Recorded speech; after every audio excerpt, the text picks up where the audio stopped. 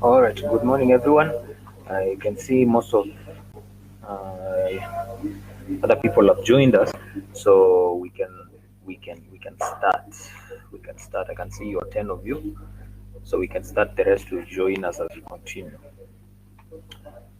Now, we've had 2 weeks without learning because of your exams, so I am really hoping that we are going to cover up for the time that we lost.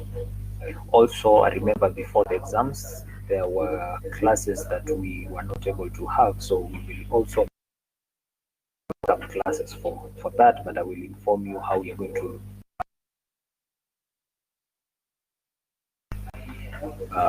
with time. But I've been thinking of Fridays. You normally don't have a class, yeah, at this time. At this time, you don't have a class on Friday. So time and again, I'm going to. Oh, you can't hear me. Let me refresh this page then.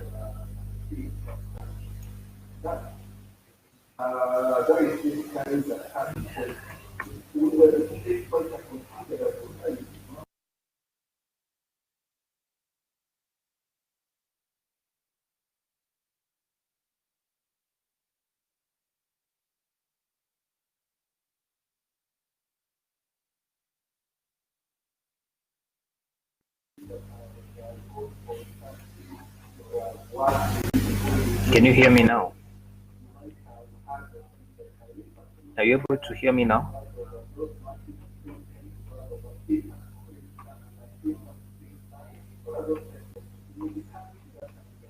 Are you able to hear me? Please confirm that you can hear me from your end so that I can continue.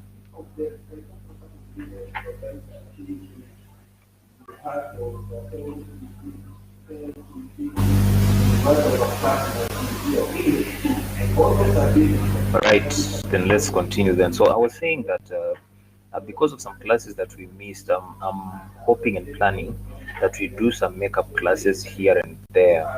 So this is the one that we are doing today is a makeup of morning because we didn't have our morning class, so that's why we are doing it right now. But there are classes that we didn't have even before the exam, if you can remember. There are classes that we didn't have, and those classes we need to cover up for them.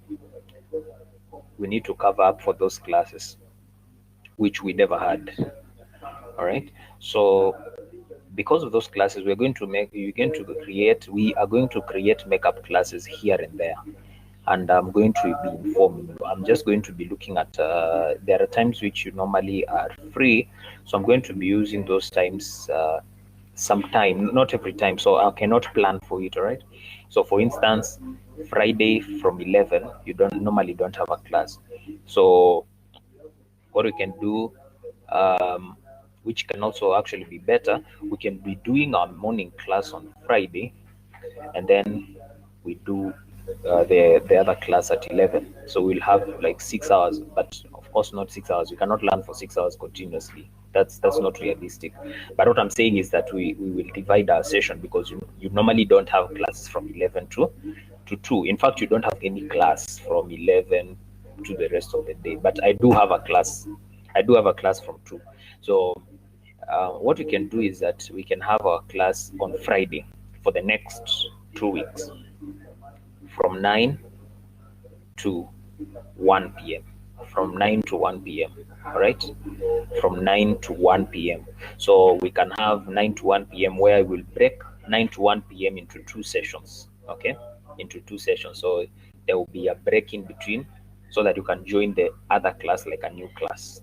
All right, so that we can cover up for the times that we never had a class. I hope you can understand that because there's a lot of syllabus to cover, there are a lot of concepts to learn, and there are a lot of drawings which I really hope to teach you. Otherwise, if I leave you to learn about those drawings alone, or learn how to draw those diagrams alone, you may not be able. So we can have Friday, if that's fine by you. You will give me your opinions. will give you some time to give me your opinions, but this is my take. For us to cover cover up for the classes that we missed, we can have from Friday. We have our classes from 9 a.m. to 1 p.m. So we're going to have 9 to 10:30, or 9 to 11, and then 11:30 to 1. 9 to 11, then 11:30 to 1. So that's my proposal to you. So I want to hear what your opinions are before we start the class. What are your opinions for those makeup classes for the next at least?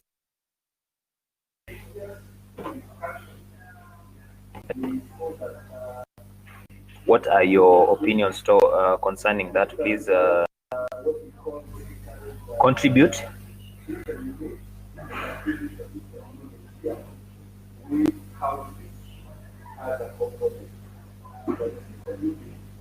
Andrew, what's your opinion concerning what I've just said? Awes, Mogonko, Manasseh, Michelle, Orwa. What is your take concerning what I've just said?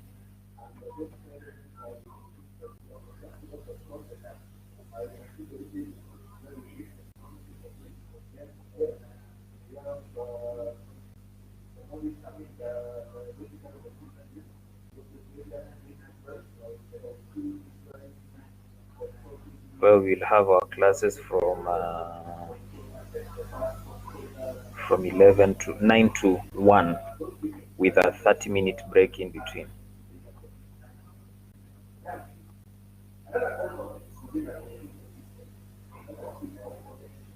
All right, Kevin. All right, Michelle. All right, Bogonko. How about Manasseh and Orwa?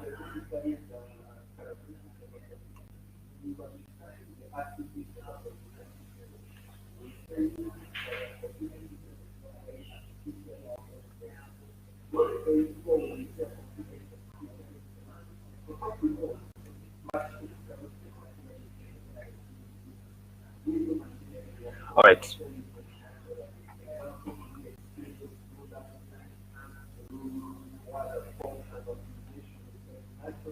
Yeah, just OSAD alone. Just OSAD alone. Just OSAD alone. The others we can cover. Don't worry about the others. The others we can cover. I know the weight of the syllabus myself because I've been teaching it for a while, so I know the weight of the syllabus. So the others we can cover, but for OSAD it needs some time. Yeah. So right, then I will take that as a yes from all of you. So from next week we are going to be having our OSAD class from 9 a.m. to 1 p.m. So we are going to divide into 2 sessions. It's not going to be a whole session, one session. I'm going to create 2 sessions, all right? So from 9 to 11:30, then from 9 to 11, sorry, 9 to 11, then 11:30 to 1, all right? So that's going to help us to cover up for the time that we lost in the past. So then that is agreed unanimously by all of us, by the majority. So that is how it's going to be. All right, so let's begin with our class. As you can see from the session is running from 11 to 1:30. That is how I have set it, 11 to 1:30. So we have actually 2 hours to do what we need to do. So today we are going to look at functional modeling and dynamic modeling. Now, in the previous classes, we defined what is modeling, what is a model. We looked at the different kinds of modeling. We said there is functional modeling, dynamic modeling, and functional modeling, dynamic modeling, and also modeling using UML diagrams. So today we are going to look at dynamic modeling and functional modeling. Now, for an introduction, we had already said this, but just for an introduction, so that now we can go into our work today, we need to define what is dynamic, what is dynamic, What is dynamic modeling? Dynamic modeling is creating models of an object in view of the model's lifetime, or in view of the behavior of the different parts of the model during its lifetime. So in dynamic modeling, we are dealing with how objects of a model behave at different times of the lifetime of its lifetime. So dynamic modeling deals with how objects of a model behave at different times of the lifetime of its lifetime. Sorry. Forgive me for that repetition. At different times of its lifetime. I want to share a screen here so that now we can go together. At different times of its lifetime, I have noticed the error, so I've corrected. At different times of its lifetime. So, all right, so let's get here. So I need to share this dynamic modeling. All right, there we go. So this is part 6 of our syllabus. Okay, so let me increase this for visibility so that I can hope everybody is going to see. So dynamic modeling deals with how an object behaves during its lifetime, right? Let's talk about you as a person or as an object, as a real object. There are different ways, or there are different stages of your life. For instance, you grow from childhood to youthfulness, or to teenage, from teenage to being a youth, from a youth to being a young adult, from a young adult to being an adult, from an adult to being an elderly person. Yeah. Then you die. Yeah.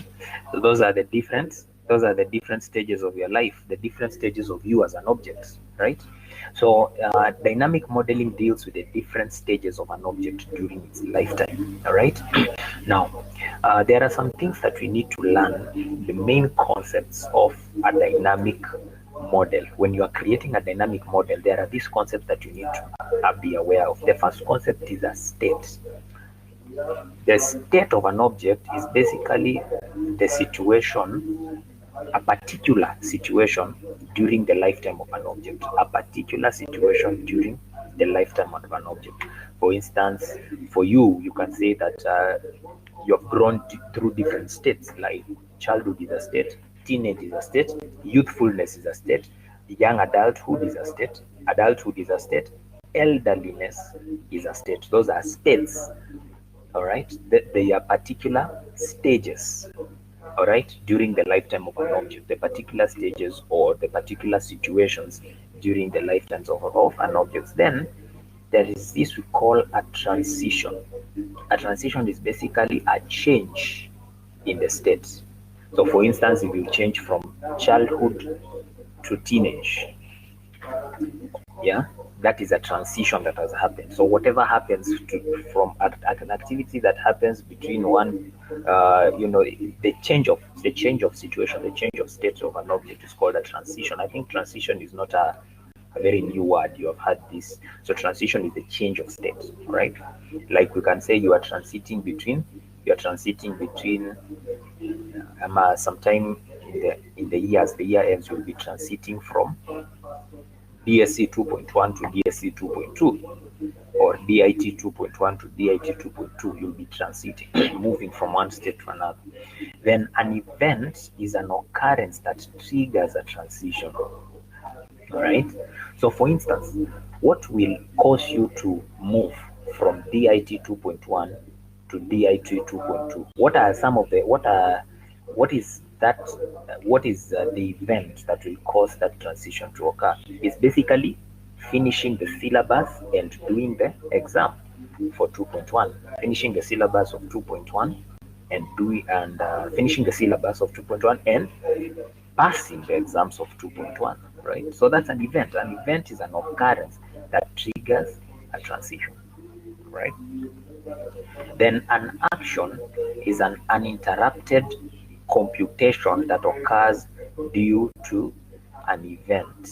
An uninterrupted computation that occurs due to an event. In other words, when that event occurs, there will be an action that will make that transition to take place.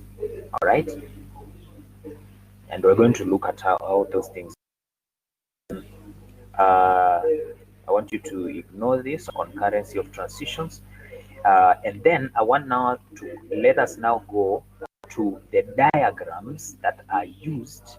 I want us now to go to the diagrams that are used to create to model dynamic models, so to create dynamic models of a system. And the major diagram which you're going to learn in our syllabus is what you call the state transition diagram. All right, the state transition diagram. And we are also going to look at another called the state chart diagram. So there are two diagrams used to represent an object model, a dynamic model. Two diagrams to represent a dynamic model, and these two are as follows: state transition diagrams and state chart diagrams. So we are going to look at these two, state transition diagrams and state chart diagrams. They are used to represent a dynamic model of a system to show the different stages of an object during its lifetime. All right, let's begin with the state transition diagram. The state transition diagram is basically a diagram that is used to show how an object moves from different states. All right, and these are the particular parts of a state transition diagram, or the particular parts of a state transition diagram. The first thing is a state. Okay, a state. That is the first part. So these are the different parts of a state transition diagram which you have to show when you draw a state transition diagram. The first one is a state. Now, what is a state? A state, as you said, is a particular situation during the lifetime of an object, or a stage during the lifetime of an object. So in state transition diagrams, a state is represented using a rounded rectangle. Now, I want you to be writing these things somewhere, even as you are learning, even as you are listening to the lecture. I want you to be writing these things somewhere. You are having pen and paper so that you can write, because you are going to draw. Okay, so the first thing is a rounded rectangle. All right, rounded rectangles are the ones that are used to show a state in a state transition diagram. All right, yeah, like the way I remember I think you did system analysis, or you're doing it. Can't remember in which semester you did or you're doing. But I think you have interacted with flowcharts.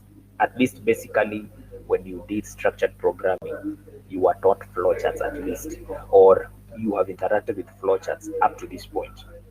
So flowcharts have different parts. For instance, there are arrows or arcs that show the flow of data. There are rectangles, finite rectangles that are used to show process. There are, the rhombus shape that is used to show decision making or condition test. There are what we call the parallelogram. The parallelogram shape was normally used to do it to represent inputs and outputs. And then there is the ellipse or the oval, which was normally used to represent what? Start and stop. So basically, that's called a flowchart diagram. So this is a state transition diagram. Don't think it's very hard. It's just another type of diagram, all right, used to model a system in another way, right? So in state transition diagram, we also have different shapes that represent different things. So the first shape is the rounded rectangle. All right. The rounded rectangle is used to represent the state of a the state of an object. So let me share at least another so that I can demonstrate better. Let me share another screen here so that I can demonstrate better.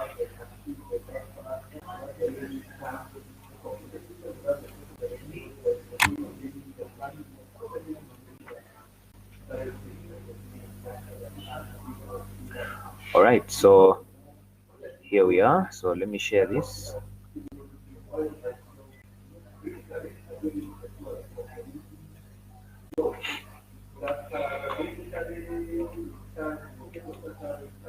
So this is just an empty.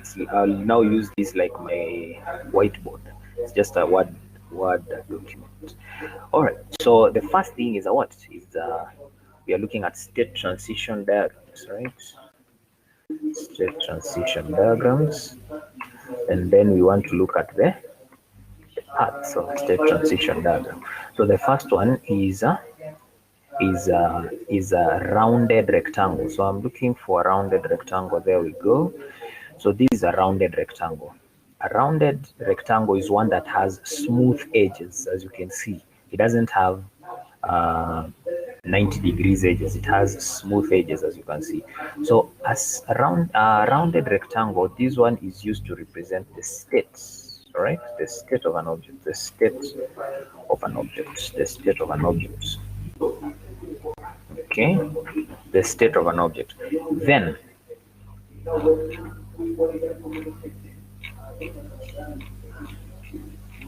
there are two kinds of state. There are two kinds of there are other kinds of states. So we are going to call this a normal state, all right? A normal state. Okay.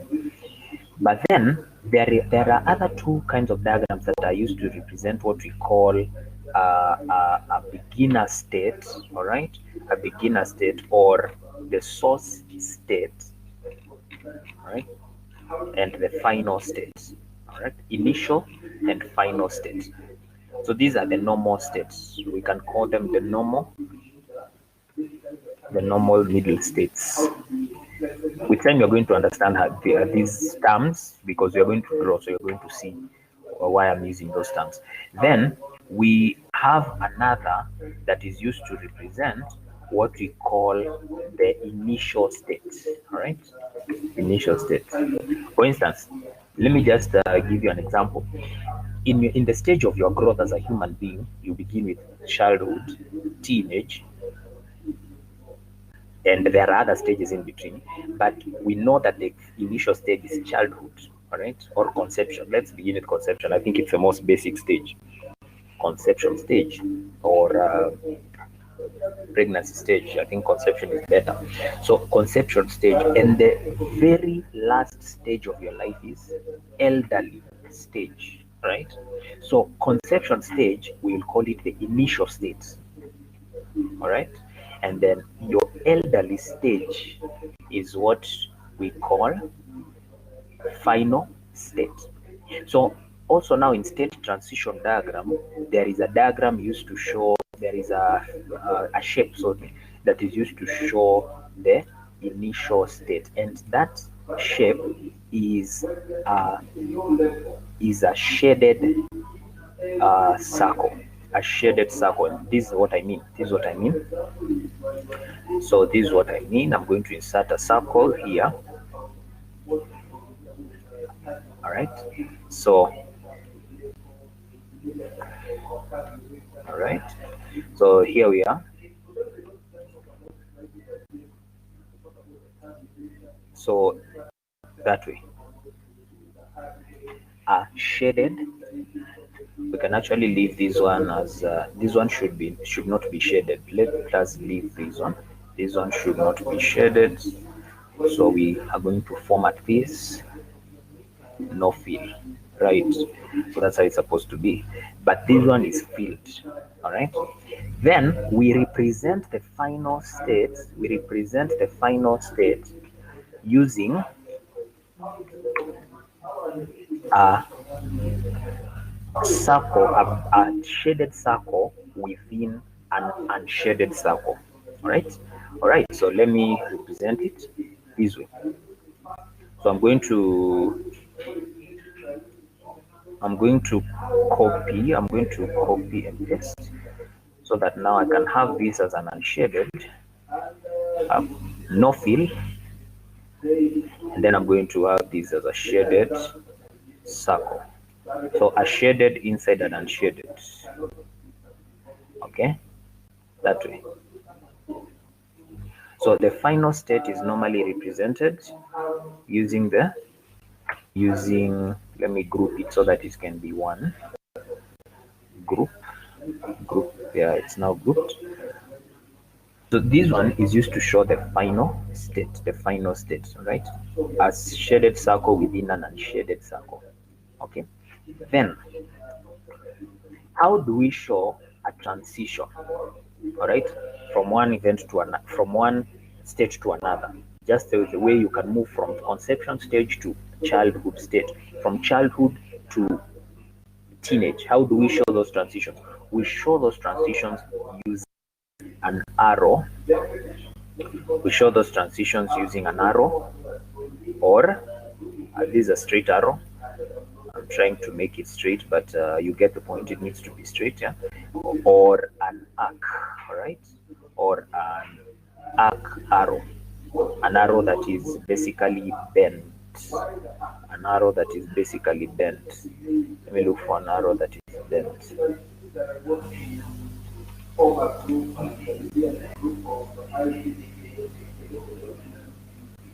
Let's use an arrow for now.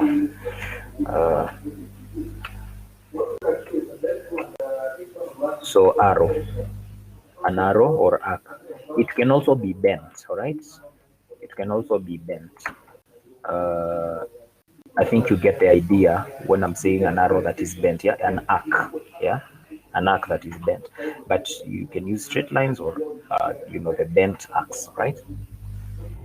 And then, so these are the main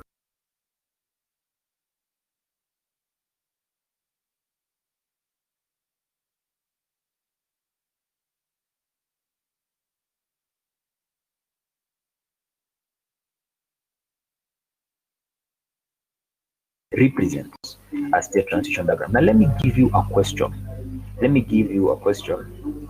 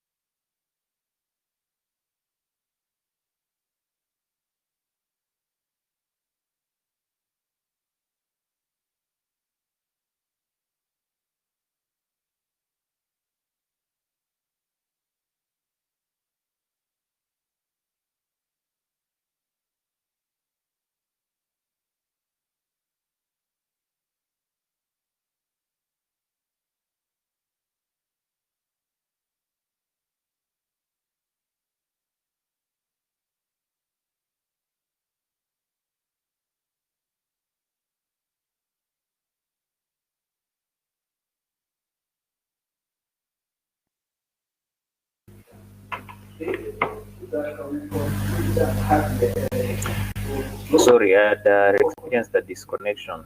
I had experienced the disconnection right there, so I'm sorry for that. Let's resume while there.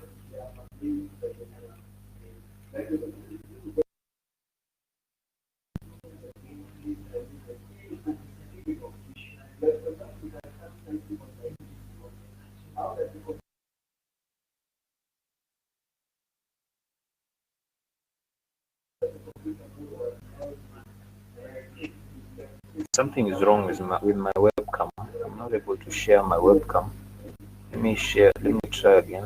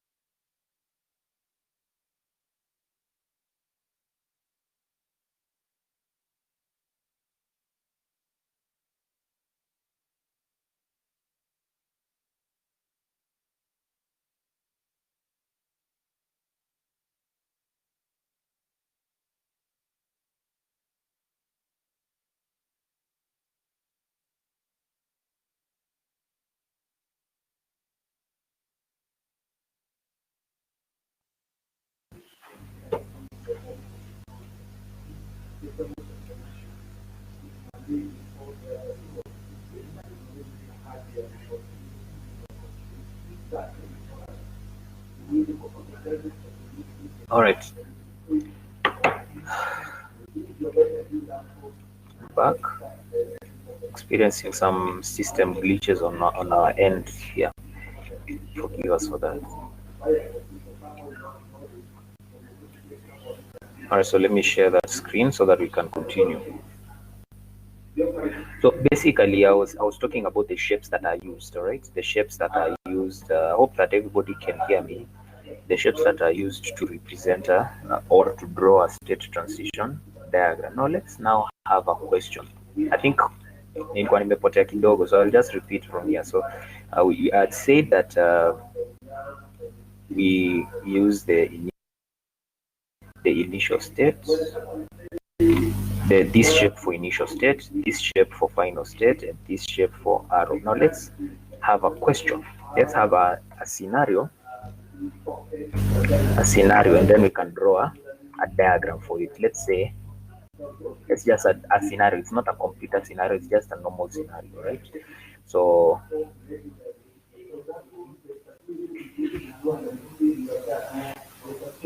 right.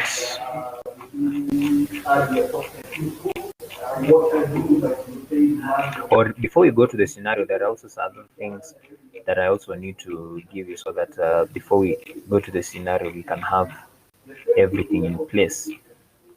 Now, there are other things about a state transition diagram that need to be presented. Apart from apart from these shapes, these are just the shapes. There are other elements, yeah, other elements. So I think you can see other elements of state transition diagram that also need to be represented, right? So we have talked about the states, the initial state, the final state, and the arrow, so that you can show so that you can show the transition. We need also to learn about other things, right? So there are other elements, and these other elements are as follows, right? There is what we call a guard. Right, there is what we call an event, right? An event is basically what triggers a transition. What triggers a transition? Okay. Then we have what we call an action. An action, right?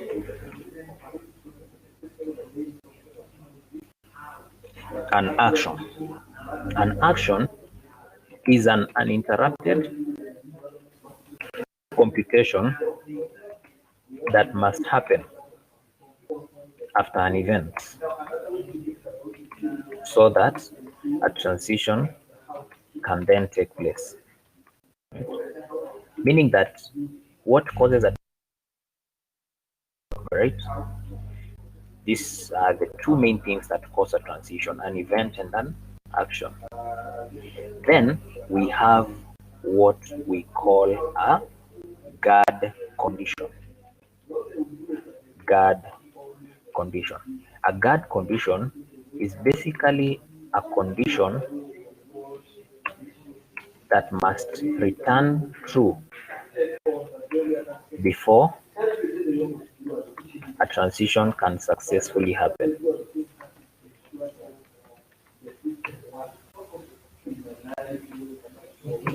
So a condition that must return true. Now a guard conditions are not normally represented if in the question or in the scenario you are given, you are not given an if-else statement or an if-else condition. All right. So you won't represent a guard condition, not unless in the scenario you're given an if-else condition or an if-else an if-else condition, a condition. But if there is no condition where something is tested whether it's true or false, a scenario is tested whether it's true or false, then you are not going to represent a guard condition. And of course, I'm going to show you those things. All right? Then those are the three things that we had talked about. The three other elements that I needed to tell you about. All right. So an event is what triggers a transition. An action is what happens, what should happen uninterruptibly. All right. And an interruptible computation that must happen after an event so that the transition can take place. All right. And in some systems, there will be a guard condition. A guard condition is an if-else scenario. All right. Right. And of course, we have already talked about the other things now, like what? Initial state and what? Final state, which you have already looked at them, and also a transition, right? So those are some other things, right? Now, let's have a scenario here. So we'll call it the passenger scenario.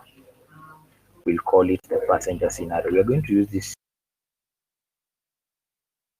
All right. So the passenger scenario reads as follows. The passenger scenario reads as follows.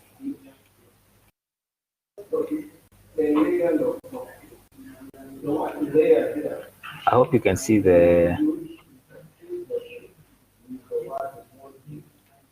I can see that.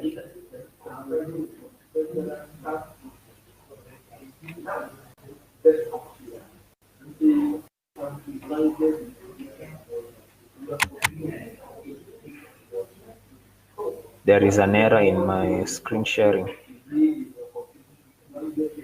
Can you see my video? Really? I think it has also ceased.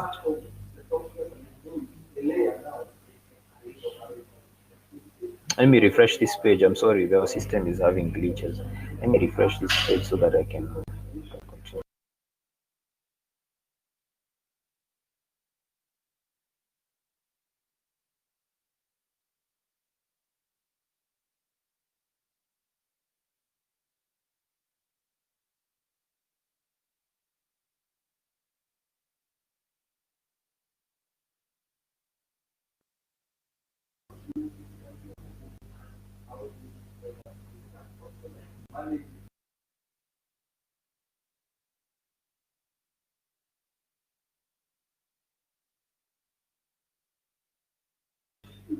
All right, I'm back. I'm sharing my webcam. There it is. Let me share my screen so that we can move on together.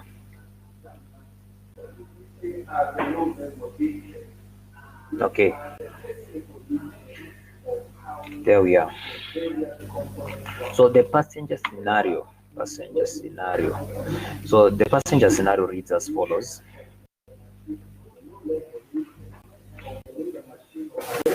A passenger waits for a bus at the nearest bus station. When a car arrives, the passenger, when a bus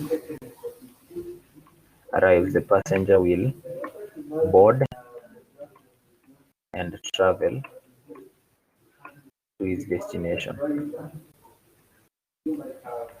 When the bus reaches the destination, the passenger lights, right? Okay, so this is what I'm calling it a passenger scenario. It's like a question you can be given, an exam scenario. So I'm calling it a passenger scenario. So you are told model this scenario using a state transition diagram. Model this scenario using a state transition diagram. All right, there we go. Now, the first thing to do when you're given such kind of a scenario, the first thing to do I'm going to call it a solution. The first thing to do is to identify the states. Right? Identify the states. Now, in our case, these are the states. In our case, there is what we call the waiting state. The passenger is waiting state. There is what we call the traveling state, and there's what we call arrival state. Very simple. Waiting state, traveling state, and arrival state. Those are the three states in our scenario. In other words, a passenger can be in either of those three states during his lifetime, during that particular explained lifetime, that particular scenario, right? So you'll find that the passenger can be in waiting state, can be in traveling state, or he can be in in what? In arrival state. So this is how now you represent. Which is the initial state? That's a question to you. Which is the initial state? Between these states that I've given you, which is the initial state?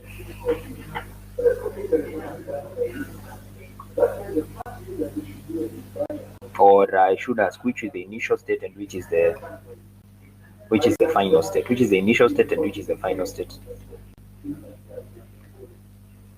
Are we together, Andrew? Awes. Hussein, Bogonko.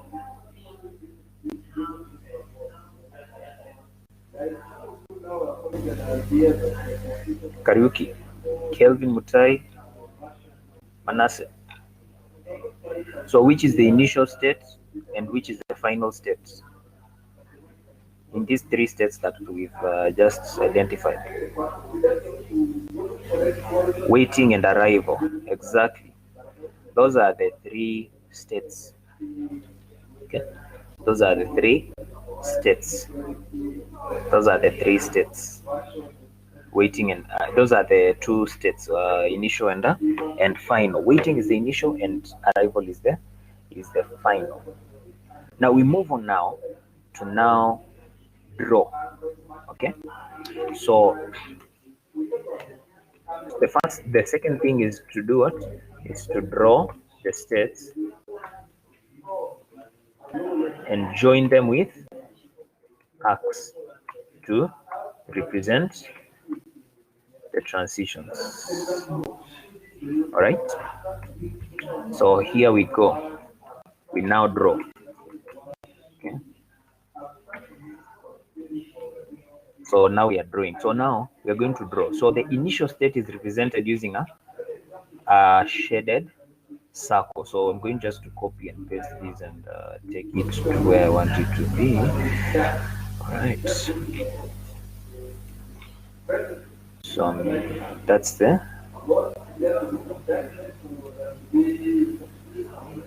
right.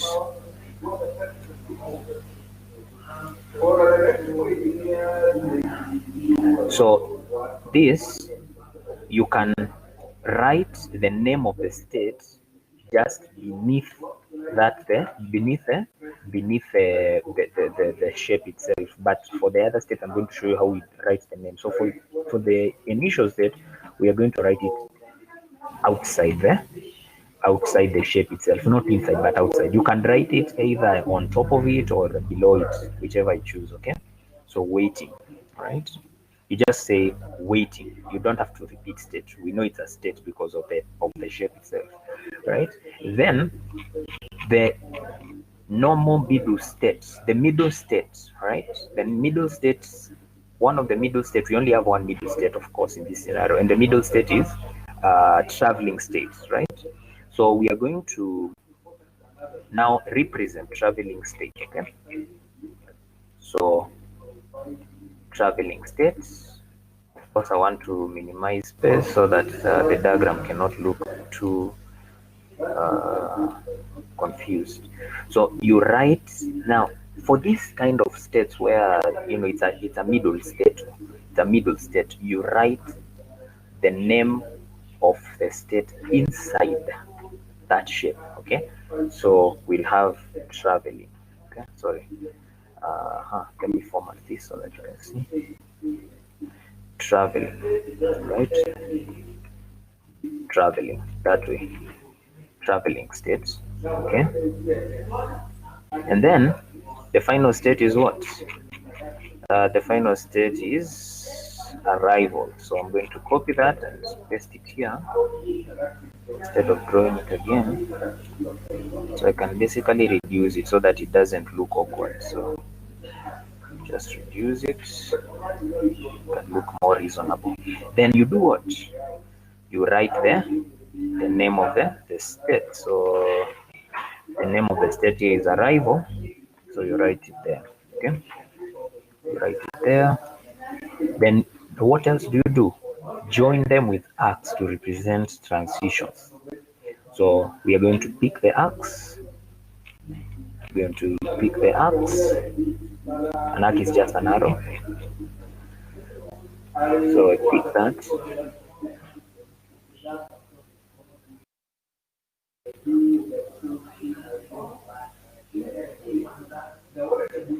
So I want to have a straight.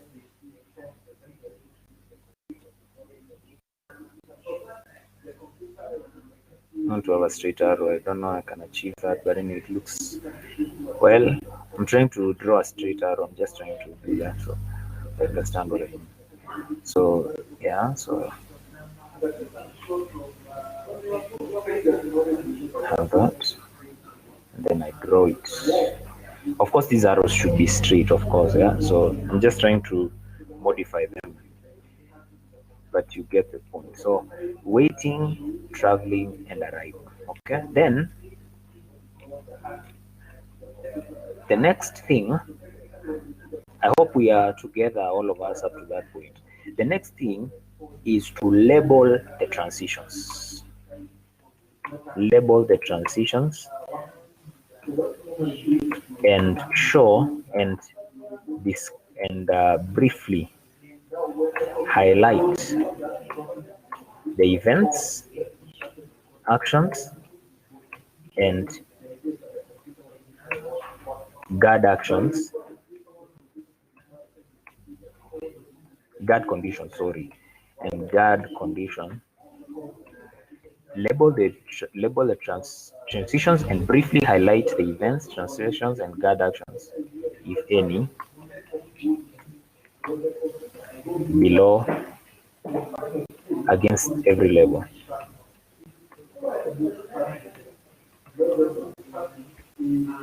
Or I can actually separate this into two things, into four, into two stages. So label the transitions. How do you label? You label using a letter. You can say A, then you label this one as B. I hope we are together up to that point. So we have labeled. We are done with part 3. Then part 4 says what? Part 4 says briefly highlights the events, actions, and guard condition, if any, against every label. So this is how you do it.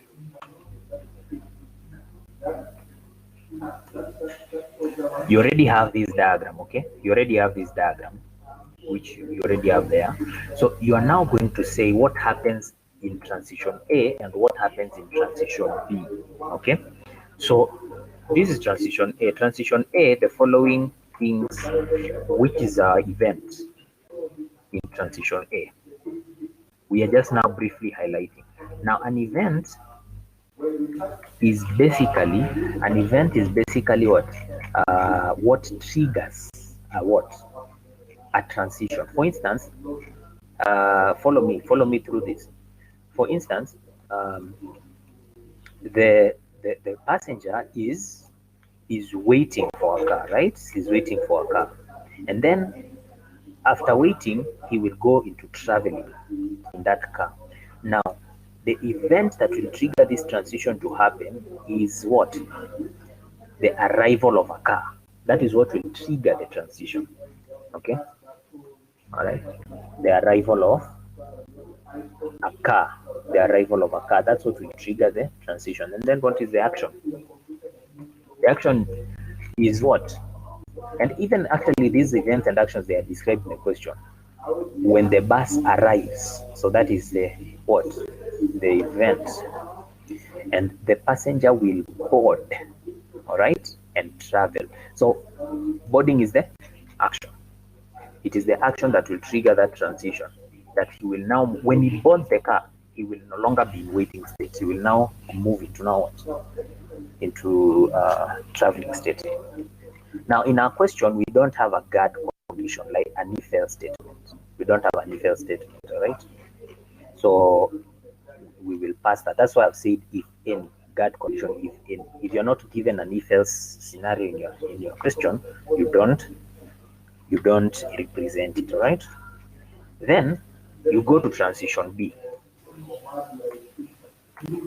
You go to transition B. What is the action? What is the event? Sorry, what is the event that will cause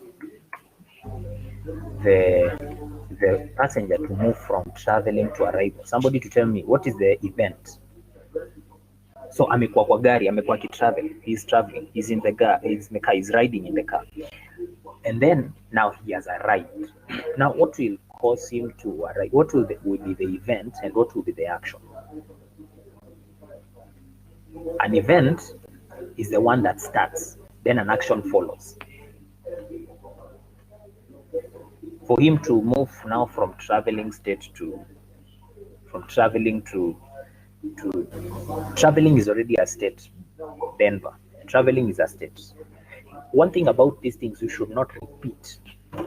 A state cannot be named the same way like a guard action or a guard condition or a transition. In other words, all these major these elements of a state transition diagram, you cannot name them in the same way. So here, Denver and the rest of the class, traveling is a state, so it cannot be a what?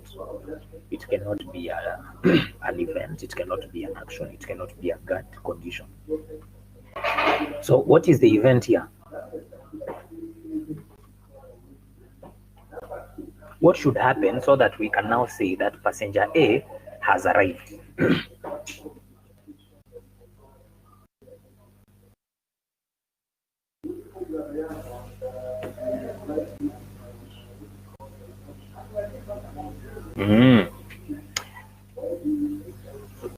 Yes, that is true. The event is arrival to destination or car reaching destination.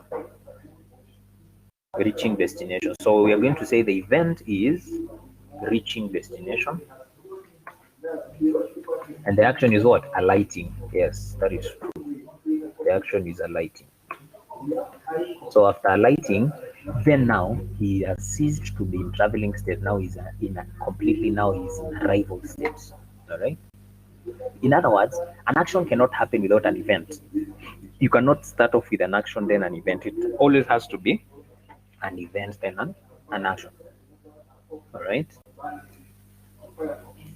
So for instance, if we say, let's say you we say that you are idle, and then now you are reading, right? You are idle, then now you are reading. So you have moved from idle state to active state or idle state to reading state. But what has caused that transition? There are two things: an event and an action. An event is the knowledge of a book. Probably you have known about a book, and then what has caused you to go now into reading state? The action that you've taken is downloading that book or picking that book from the library. That is the action. All right. Yeah. So that's how we normally represent those things. So now, finally, when I tell you to draw the state transition diagram, it will look now like as follows. Let me cut and paste. So it will look like as follows. That way. So now this, let me have a text box so that now you can see it even better.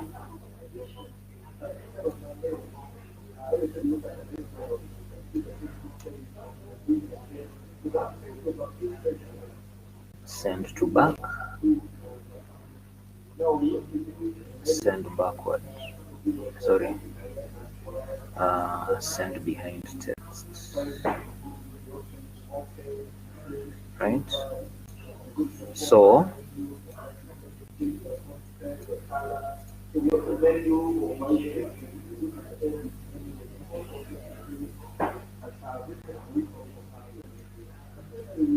sorry, I'm trying to draw.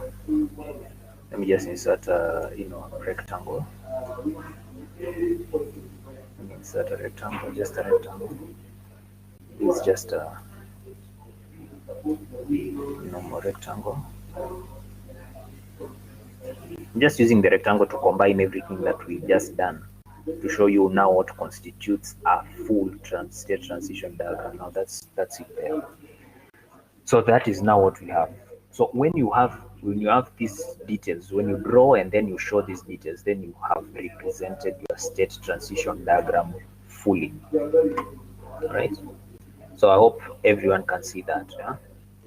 Remember the points. The first one, you identify the states. There we have them there. Right? And then number two, draw the states. Yeah, we identify. Then we drew the states and joined them using arcs to show transition. So tukachora hapo, and then we drew the arcs just to join the states to show that these are transitions from state to state. Then the third thing is to do what? To label the transitions.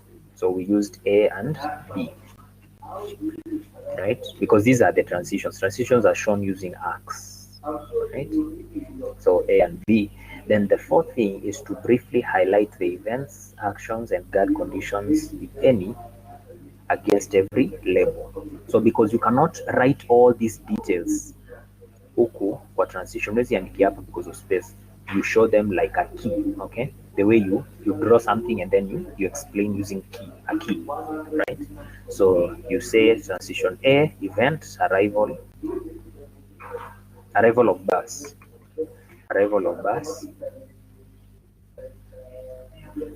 Here we can actually say bus reaching destination. I think it's more, it explains it better. Okay. Board bus, a light bus, or a lighting. I'm just using those terms so that it can be more vivid. So yeah, so that's the fourth step. So when you are done with it, now this is what you're going to have. All this, okay? This is what you are now going to have. All right. Any questions so that now I can give you a question?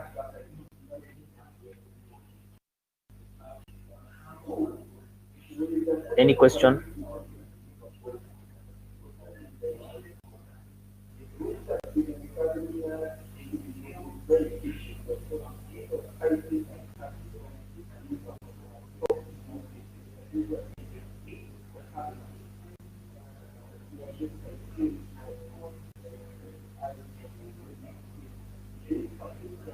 All right, if there's no question, then I'm going to ask you a question.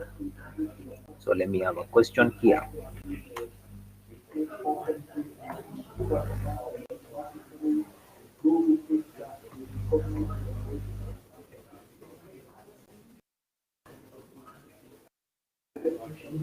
A library system. No, before we go to the question, let us have a scenario that has a what? A scenario that has a guard condition. Your question, you combine now everything, okay? Because otherwise we'll repeat a lot of stuff.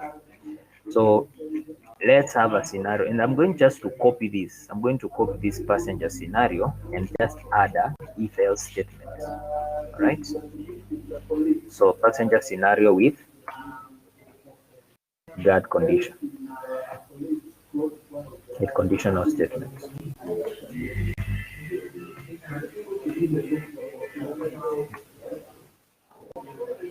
Right? So let me delete that one.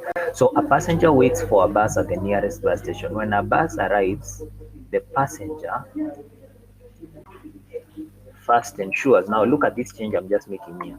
First ensures that the bus is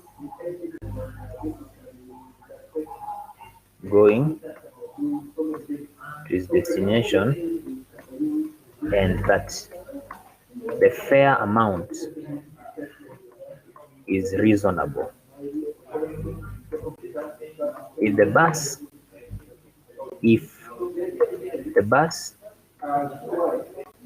is going to its destination and the fare amount is reasonable, see, whenever a bus, you are waiting for a bus and you first have to know where they are going, right? Especially if it's not a car, you're in a route that you don't know. Yeah, you of course, if you're in a route that you know the buses that you board. Yeah, but if it's in a route that you don't know, you ask them where they are going, and also you ask them the fare. So if the fare amount, if it's going there and the fare amount is reasonable, then he will board and travel to the destination. Otherwise, he will not board, right? Okay. When the bus reaches the destination, the passenger alights. The passenger alights. Model this scenario using a state transition diagram. Now, what have I done? I've just added a condition, right? I've added a condition. So now, we've already seen how to draw we've already seen how to draw a state transition diagram in the previous question, in the previous scenario. So I'm just copying this. I'm copying this, but then now I'm going to accommodate. I'm going to accommodate for what? I'm going to accommodate for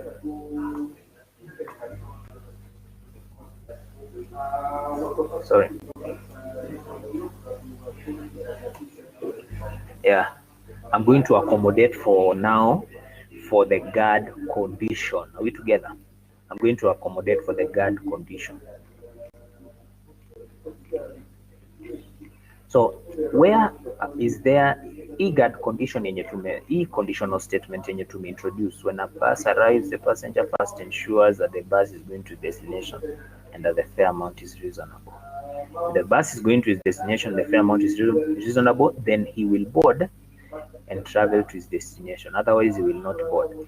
Now, let me ask you, this conditional statements, since this is a conditional statement, this conditional statement is at which transition, A or B? That conditional statement is at which transition, A or B?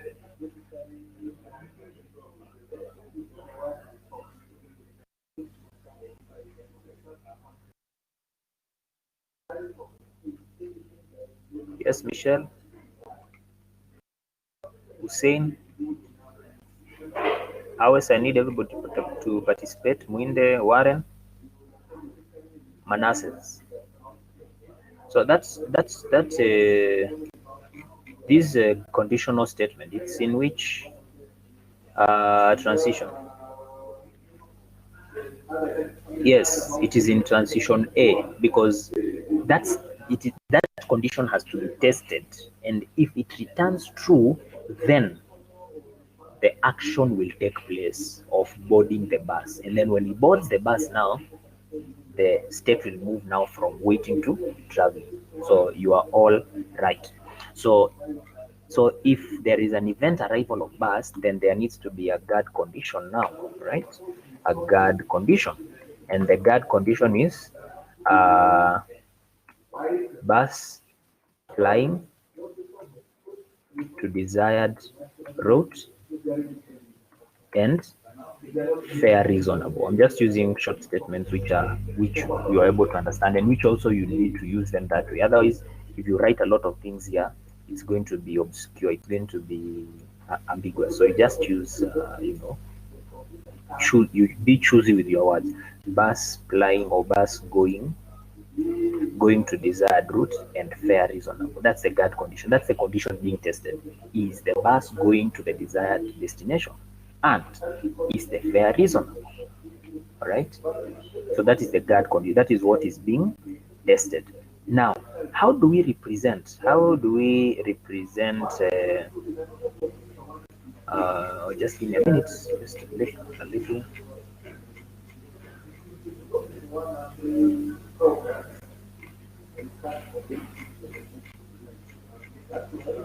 Just a minute.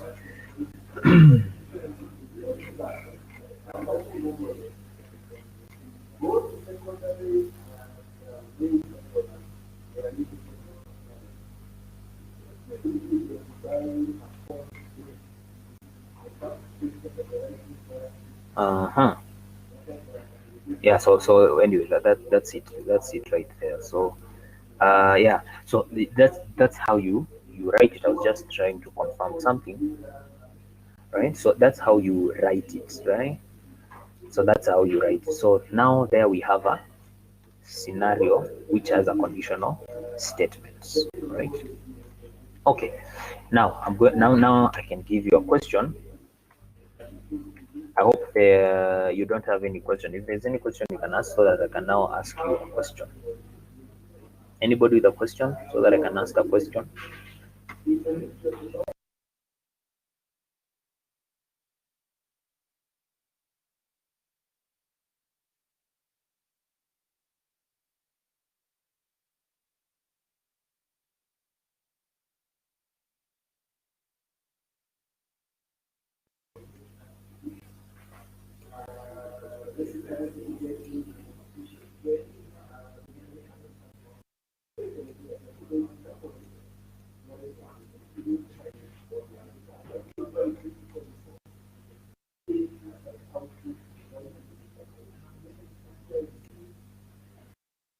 All right, if there be no question, then I can ask you a question.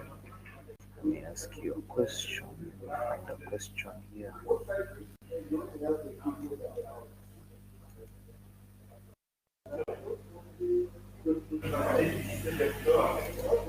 Let me have a question.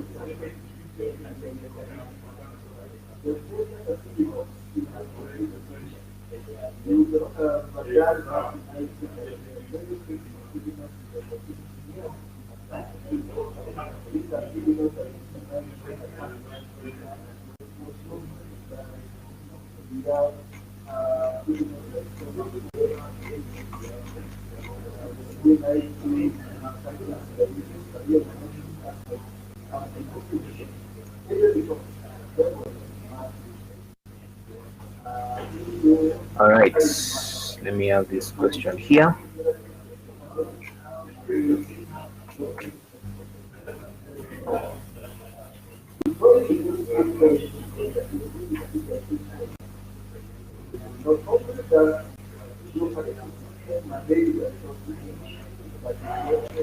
Now,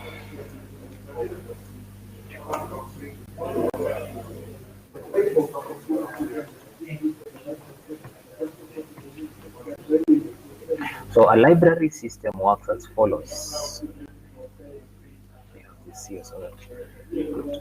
A library system works as follows. The librarian receives the book, stamps them with a serial number, and then arranges them in different shelves depending on the subject. All right.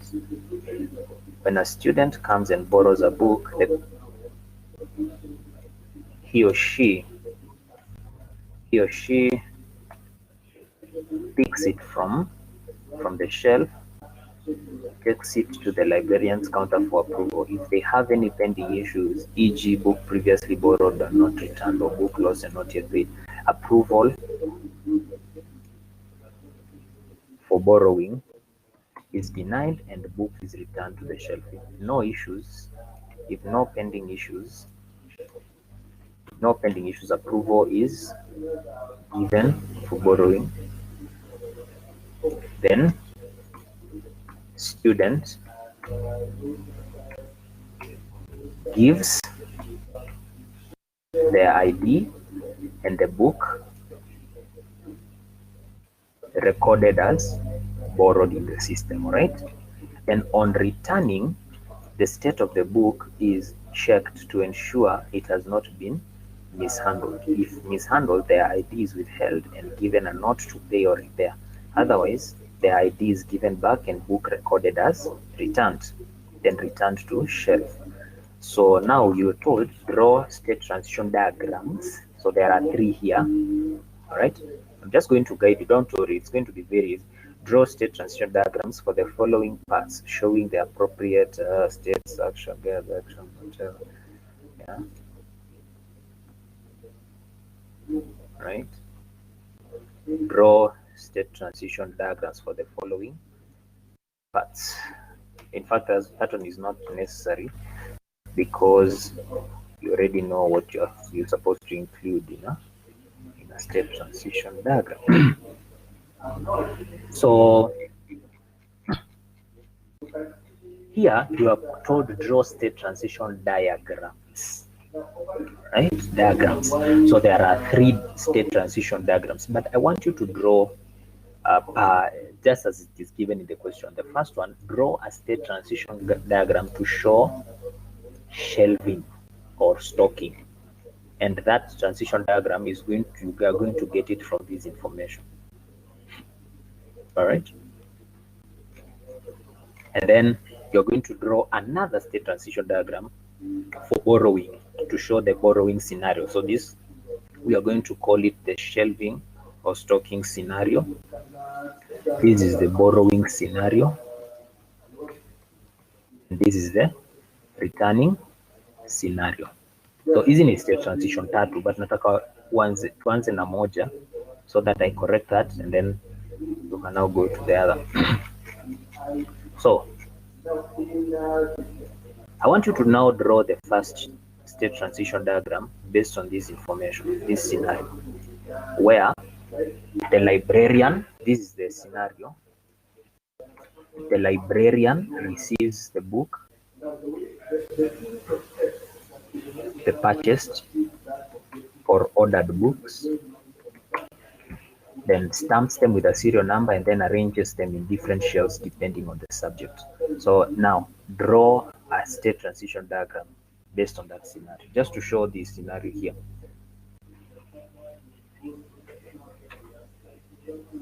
Draw a state transition diagram. Anyone who hasn't understood that question,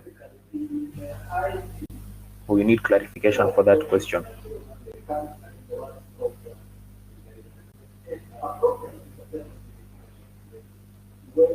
Anyone who needs clarification for this question? So what I've said is there are 3 state transition diagrams here.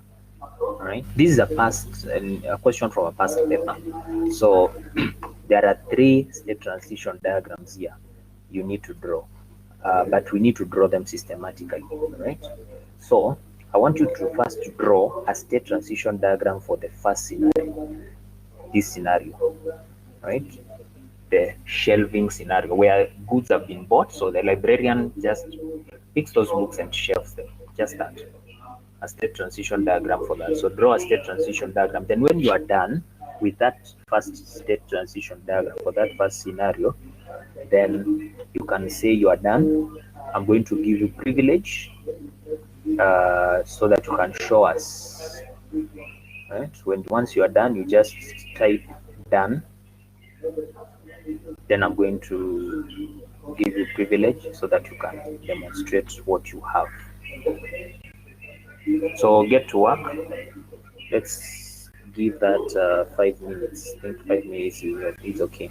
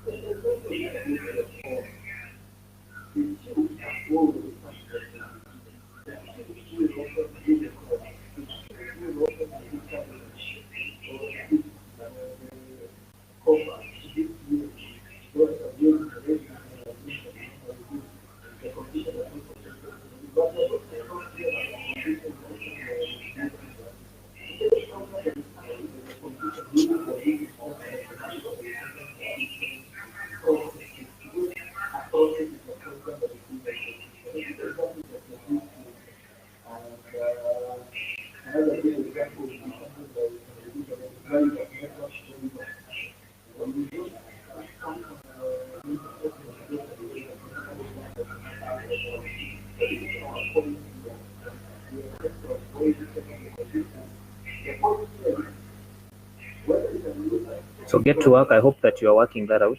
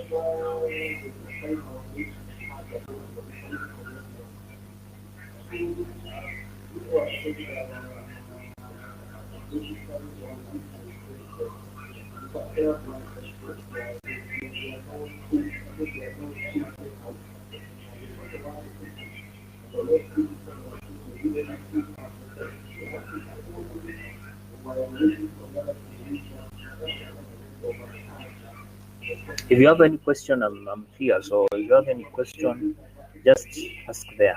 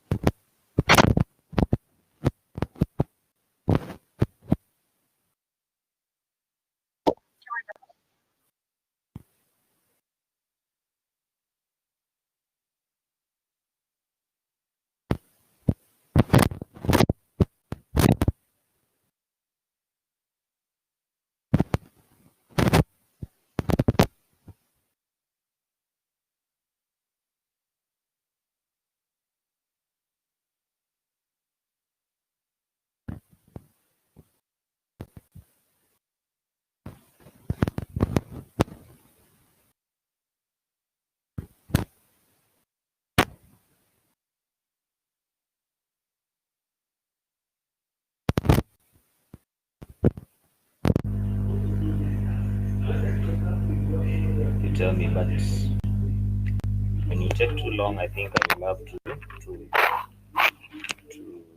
go on and demonstrate how it works. But do it so that you can learn, because these are things you're going to be tested, and also if you venture in system analysis and design in real life, these are things you're going to be drawing in the office, right?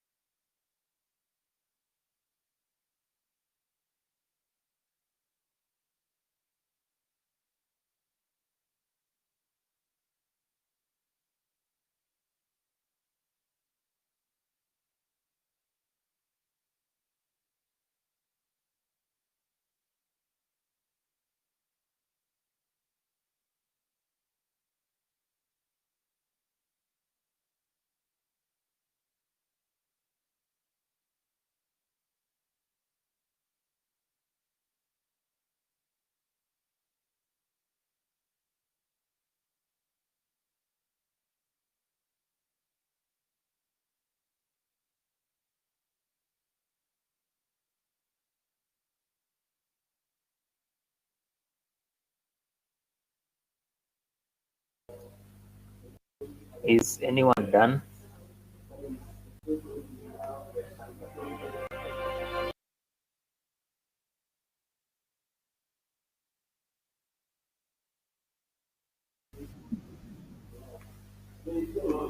Is anyone done?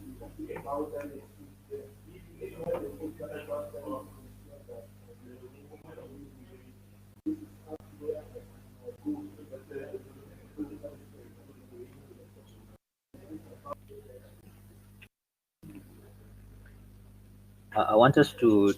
I want now everybody to, and you can tell this to everybody else who has not joined us or was experienced a disconnection from the end, or they have disconnected themselves. You tell them in the work that I've given, in that work that I've given, I will put it in the portal so that you can access it from there, and then you will do it. Everyone will do it. Then in the next class, you're going to revisit. Before now, we go into other diagrams like state chart diagram. All right. So Hussein, you tell your colleagues that that question that I've given, that I've posted, I will post it in the portal. Everyone should have done it, and I will.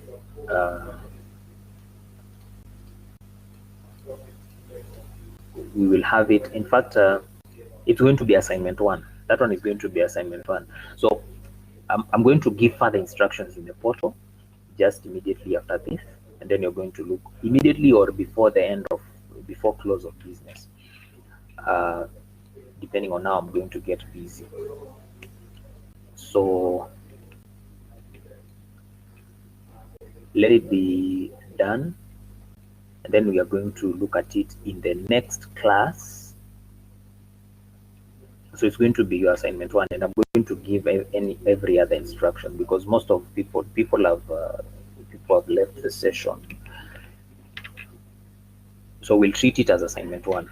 That question I'll post it in the portal and with other further instructions. So in the next class, we're going to look at it better. So I wish to end the class there because most of us, I think, have gone.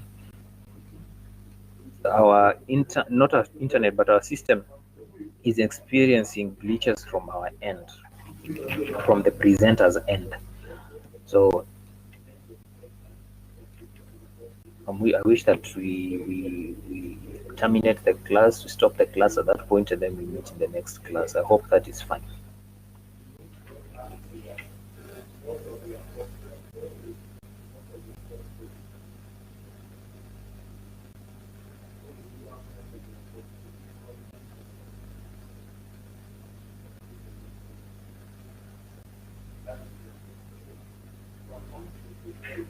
All right, and then tell the rest.